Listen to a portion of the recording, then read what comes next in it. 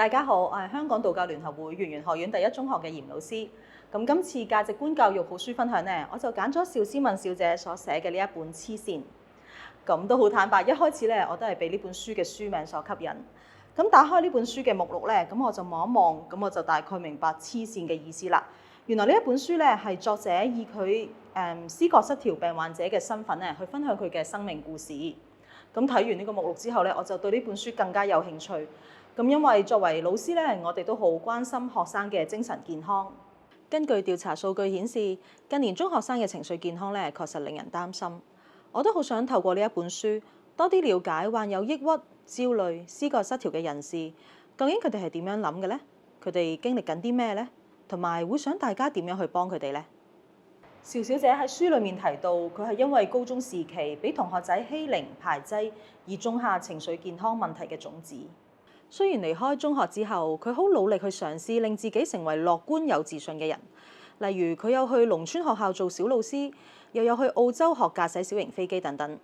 但係佢都分享到，其實當時佢只係逼自己笑，逼自己開心，始終情緒嘅問題咧都係未得到解決。最後就係因為一次同同學仔相處嘅問題，就令到佢病發。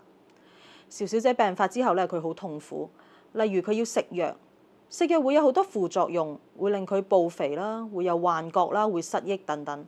但係佢話，雖然食藥嘅副作用係好可怕，但係唔食藥所受到嘅精神困擾咧係更加可怕。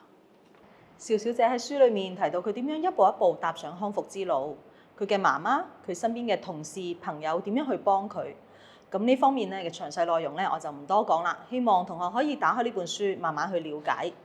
最後我都想讀一讀咧，邵小姐喺書裡面想帶俾大家嘅訊息。邵小姐就話啦：親愛嘅朋友，請你哋唔好睇小你哋講説話嘅份量。有時只係送佢一句加油、努力或者支持我嘅説話，已經能夠成為我每一日堅持奮鬥嘅動力。佢亦都講到，佢好透徹知道呢一個病咧帶嚟別人用肉眼睇唔到嘅痛苦。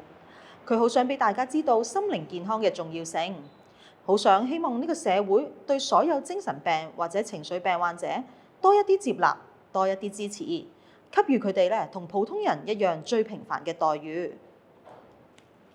呢一本書係有關尊重他人、堅毅同埋同理心。咁希望同學你會鍾意呢一本書啦。